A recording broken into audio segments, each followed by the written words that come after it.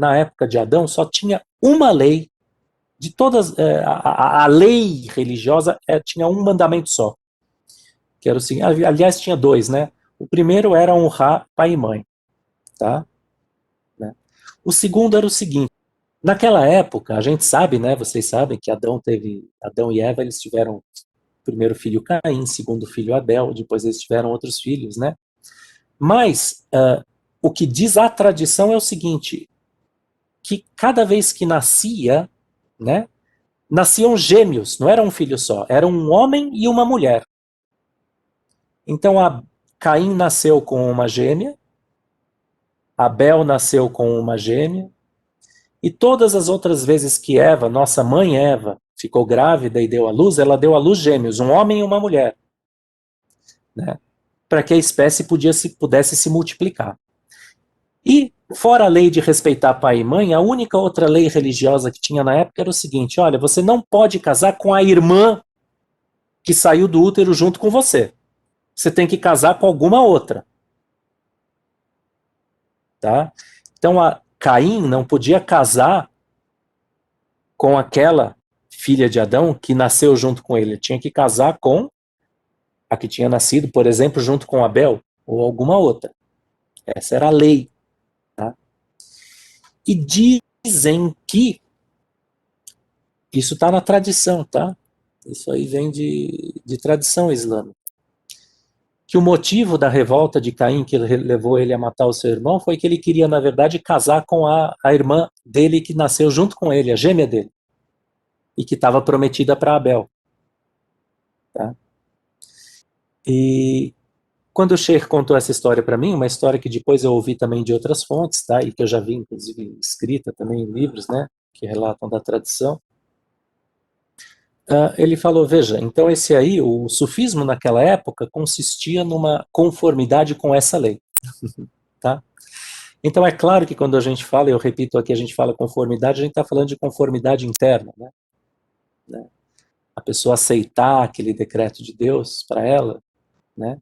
De maneira pacífica, né? Com Islã, com submissão, com istislam, com rendição. Eu vou responder rapidamente uma pergunta. O que eu gostaria de saber era sobre como devemos interpretar essa passagem da história. Quando Caim matou Abel por tal motivo, como deve ser interpretado essa passagem? Literalmente, figuradamente, alegoricamente ou simbolicamente? Se fosse literalmente em questão histórica, onde me situaria pela perspectiva científica? Essa história é uma das versões que nos chegaram pela tradição de o que teria acontecido naquela época. Tá? Existem outras, né? Existe uma versão também, segundo a qual Caim teria matado Abel porque os dois ofereceram sacrifício a Deus, né?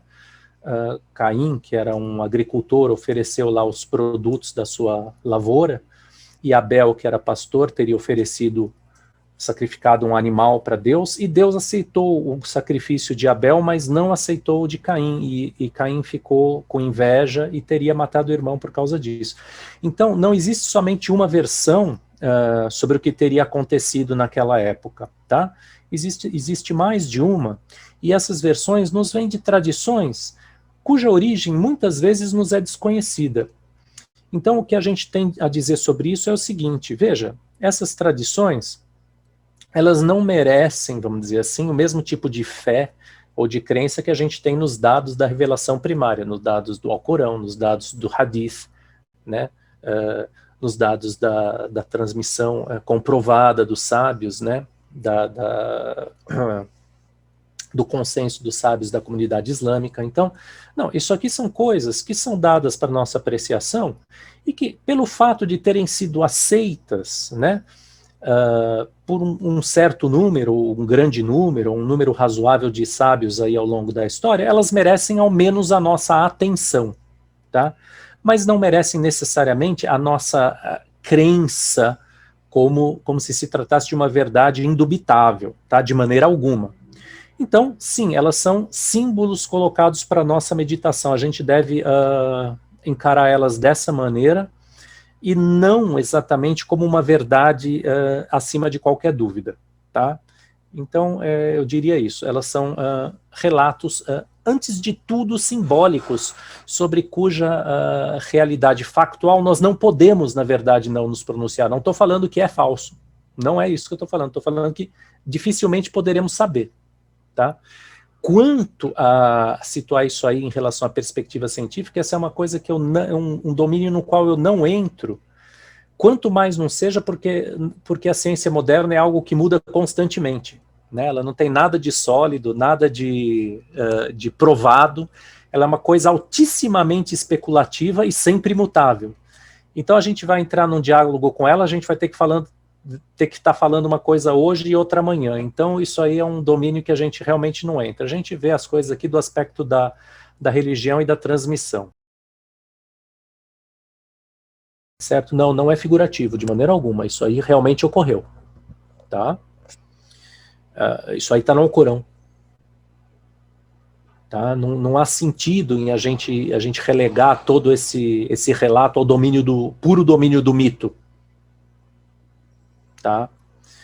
Mesmo porque assim, a gente mesmo, enquanto ser humano, não tem como verificar isso. Então nós acreditamos, né? Isso aí consta na Bíblia hebraica, isso aí consta no Alcorão. Tá? Então, coisas como o assassinato de Abel por Caim, a sucessão dos patriarcas, o dilúvio de Noé, né? Tudo isso aí é coisa que a gente acredita como verdade literal, né? Moisés fazendo os milagres dele lá no Egito e depois atravessando o Mar Vermelho a pé enxuto, tudo isso a gente acredita como coisa literal, tá? Qual a visão muçulmana sobre a decadência da natureza humana? Sei que não existe algo como o pecado original do cristianismo ocidental, mas há algo assim? Algum tipo de decadência primordial que veio de Adão e se estendeu por toda a humanidade? Veja, disse o profeta sallallahu alaihi wasallam, Kullu mauludin ulida ala al-fitra. Todo homem, todo ser humano que nasce nesse mundo, ele nasce na fitra. Ele nasce dotado da natureza pura original. Tá? Então, não se fala de pecado original, quer dizer, de uma perda total por parte do homem, vamos dizer, dessa possibilidade de regeneração, tá? Ou dessa possibilidade real de reconhecimento reconhecimento e seguimento da verdade, tá? Então não se fala na doutrina islâmica dessa perda, não, não. A fitra continua lá em todos os descendentes de Adão, tá? Não se fala também, né, de algo que veio de Adão e se estendeu por toda a humanidade. Sabe por quê? Adão foi perdoado. Está lá no Alcorão. Ele pediu perdão e foi perdoado, e não só foi perdoado, como ele se tornou o primeiro profeta e califa. Deus, quando foi criar ele fala assim para os anjos. Eu vou fazer para mim na terra um califa. Sabe o que é califa? É meu representante.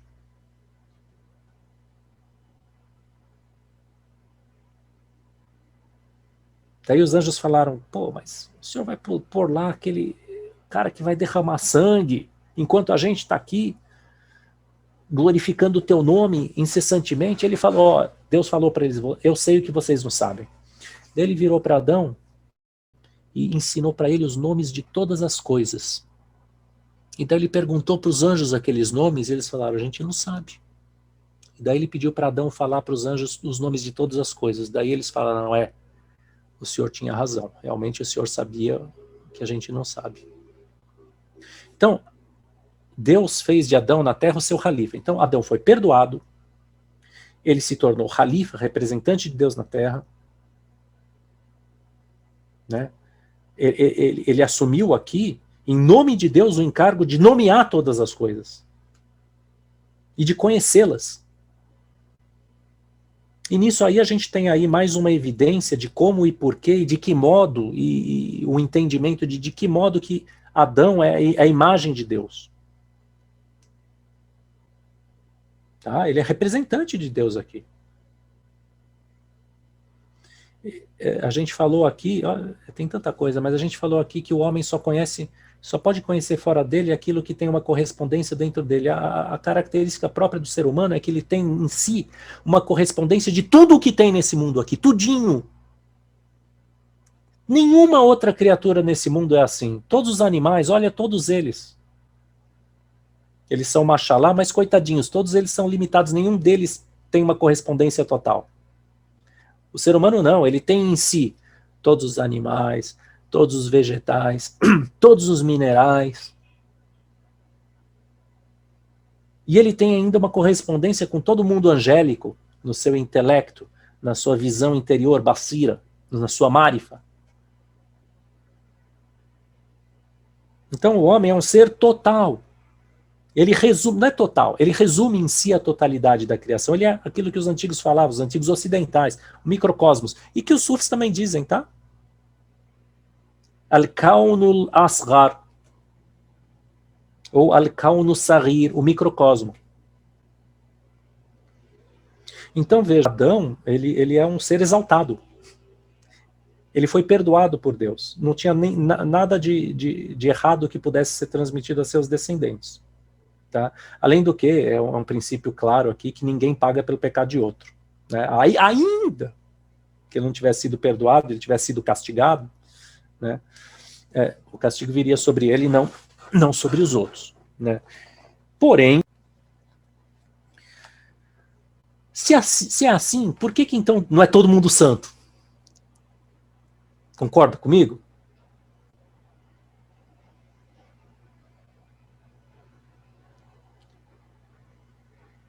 Se o homem, né, tem essa estação exaltada, por que não é todo mundo santo? Pelo seguinte, quando o homem nasce nesse mundo, acontece sim uma coisa com ele que encobre a fitra.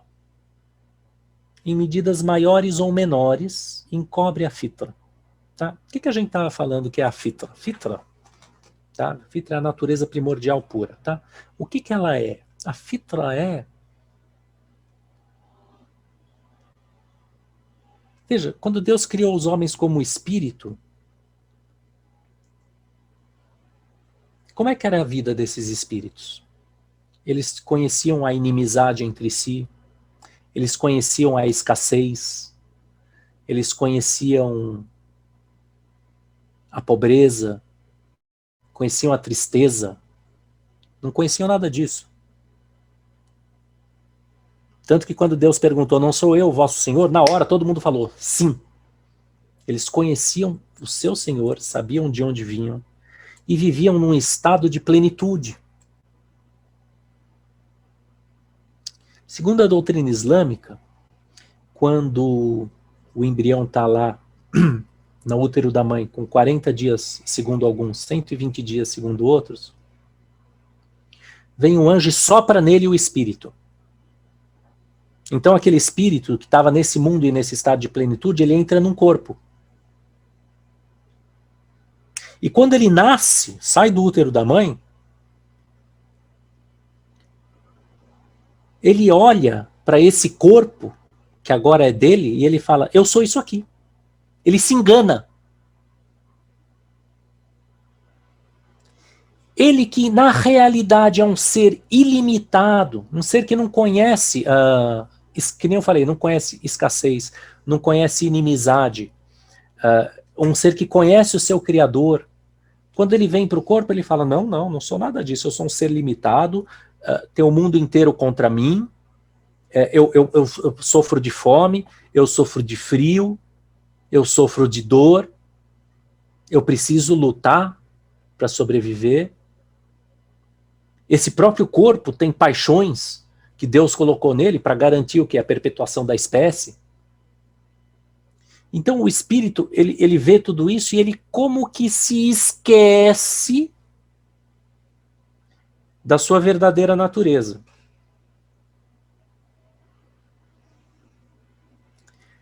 Então o que existe é um esquecimento da fitra devido às condições da vida nesse mundo. Esquecimento esse que, porém, não soterra a fitra. de tal maneira que ela a qualquer momento pode ser despertada. E que com a correta atividade e a graça divina, ela pode vir a predominar sobre essa visão errônea, que é a visão da identificação com o corpo. Tá? Agora, nós não chamamos isso de pecado original, nós chamamos isso o seguinte, olha, Deus botou os seus servos na terra para prová-los. É a prova. Provação. Para provar. Porque, veja, não tinha sentido. Ele já tinha criado os espíritos ali naquele mundo perfeito espiritual. Para que ele fez isso? Para ter um ser nessa criação que conhece tudo.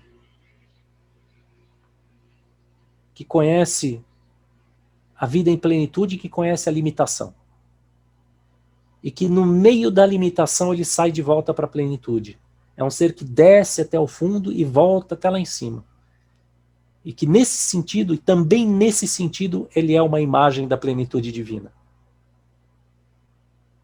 Tá? Então, nós falamos provação, nós somos provados por Deus, fomos colocados aqui. Tá lá no Alcorão inteirinho. Né? Inna ja'alna ma'ala al-ardi zinatan laha linabluwahum ayyuhum ahsanu amala, para prová-los. Fizemos tudo aquilo que está na terra bonito para prová-los. Qual deles tem as melhores obras? Inna khalaqna al-mauta wal-hayata liyabluwahum ayyukum ahsanu amala. Criamos a vida, a morte e a vida para vos provardes. Quem de vós tem as melhores obras? Tá? Melhores obras aí, o que ele quer dizer é, inshallah, que a pessoa consiga redespertar a sua verdadeira natureza. Tá? Natureza espiritual. Como o Islã interpreta a expulsão de Adão do paraíso? Não foi um erro, corrupção? Veja, Adão era um profeta, tá? Primeiro profeta. E nós, na nossa doutrina, os profetas são impecáveis. Eles não pecam. Tá? Então, quando a gente fala, isso aí quando a gente fala, se não foi um erro, corrupção que Adão cometeu, veja, a palavra que a gente usa é ma'siyah. Ma'siyah significa desobediência. Olha bem. Deus pôs Adão no paraíso e ele falou, ó, você pode comer tudo que tem aqui, menos dessa árvore aqui. Então ele botou lá uma lei para Adão. E daí Iblis chegou lá e falou, olha, se você comer dessa árvore, você vai ser eterno. Você vai ter perenidade. Aí ele foi lá e comeu. E na hora que ele comeu, ele falou, lascou. Desobedeci. Ele é dito desobediência por quê? Porque ele desobedeceu a lei divina. Uma lei exterior de Deus. Ele cometeu um ato exterior de desobediência. Quanto a pecado, Adão era profeta, ele não pecava. Então o que foi aquilo? Aquilo foi, na verdade, um esquecimento, uma distração. Iblis chegou e distraiu o homem, falando, ó, come isso aqui é bom para você. Naquela hora, não é que ele pensou assim, não é, Deus me proibiu de comer, mas eu vou comer mesmo. Eu vou comer mesmo, porque Deus não sabe o que faz. Não é nada disso. Naquela hora, ele esqueceu da proibição. E foi lá e comeu. Então, interiormente, ele não teve culpa. E a gente diz que os profetas, que a paz esteja com todos eles, toda vez, o máximo que eles podem cometer é um erro exterior querido por Deus para uma finalidade específica. Então não houve pecado de Adão, houve desobediência. Interiormente o que houve foi ghafla, distração. E Deus fez isso. Deus fez isso para quê? para que ele viesse para a Terra, para ele sair do paraíso e vir para a Terra. Porque assim ele ia completar, vamos dizer, ele ia completar a formação dele. Tem um livrinho muito bom que eu recomendo que, se vocês quiserem, vocês leiam. É um livro escrito em árabe por um grande imã aí do sufismo, do sunismo, e que chama The Lives of Man, na tradução em inglês, As Vidas do Homem. Fala sobre esses estágios da criação do ser humano, a vida espiritual, né? Enquanto espírito, a vida nesse mundo, a vida na tumba, a vida no dia da ressurreição e a vida no paraíso ou no inferno. Veja, tudo isso aí, ó, gente, é um processo que Deus faz o homem passar, para que ele complete a sua formação. Um processo querido por Deus. Para que esse ser, que é o seu representante e a sua imagem, e eu estou falando aqui, é Khalifa, Sura, são palavras islâmicas. Para que esse ser, que é seu representante e a sua imagem, ele tenha o conhecimento total da criação e de todas as suas modalidades. Então, quando você fala assim, como o Islã interpreta a expulsão de Adão do paraíso? Ele interpreta como algo que Deus quis. Não é assim, não. Deus não queria. E Adão foi lá e pisou na bola, daí Deus expulsou. Pô, caramba. Não é nada disso. Deus quis. Deus fez aquilo. Para completar, para aperfeiçoar o ser humano. E eu falei dessas sucessivas existências, porque esse aperfeiçoamento, quando o homem veio para a Terra e o homem aqui vira um santo, por exemplo, não é que esse aperfeiçoamento está completo, não, ele vai se completar, sabe quando? Depois da ressurreição. Ainda tem chão. Tá? Então todo esse processo aí, né, foi algo que Deus quis especificamente para aperfeiçoar a sua criatura. A sua criatura enquanto tal, enquanto ela mesma, dela mesma para ela mesma. Tá? Porque enquanto criatura de Deus, todas as coisas são perfeitas. Mas no conhecimento dela mesma. Inshallah.